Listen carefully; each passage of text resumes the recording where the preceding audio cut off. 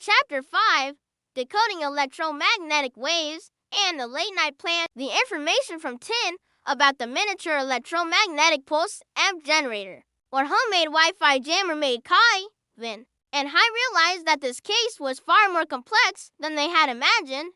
This was no longer a mischievous prank, but a deliberate act of sabotage requiring specialized knowledge of technology. If it really was a mini EMP, it could damage or erase data without a physical connection. Vin explained, his voice serious. High-intensity electromagnetic waves can interfere with and destabilize electronic devices, even burn out microchips. Khai pondered. So, those solder paste particles could have been used to build this device, and turning off the lights was to conceal its operation, not to avoid cameras. Khai ruffled his hair. Sounds complicated. How are we going to find that machine? It could be tiny. Exactly, Vin continued, but every electronic device has its own operating frequency. If it's a Wi-Fi jammer, we could use network analysis software to detect unusual interference signals.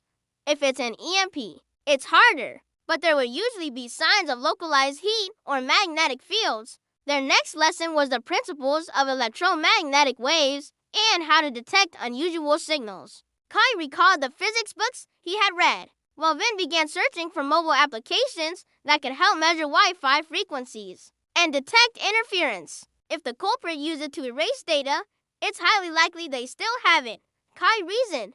And if they're former students, they might still be lurking near the school or in places they feel safe to hide it. We need a plan, Khai said, his eyes firm. We can't just wander around aimlessly. The three sat down, sketching out a plan.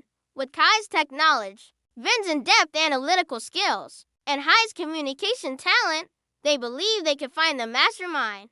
We'll focus on searching for unusual Wi-Fi signals around the school area at night, Vin suggested. If a jammer was briefly activated to erase data, it would leave a frequency footprint, Khai added, and would pay attention to places where a small device could be hidden, like old storage rooms in the school, secluded corners with little foot traffic, or even unused lockers. The late-night investigation plan was formed. All three decided they would secretly sneak into the school after hours to carry out their mission. They had to be extremely careful not to be discovered. If caught, not only would their investigation be thwarted, but they could also get into serious trouble. That night, under the faint moonlight, three small shadows stealthily climbed over the school fence. Their hearts pounded, but their eyes were resolute.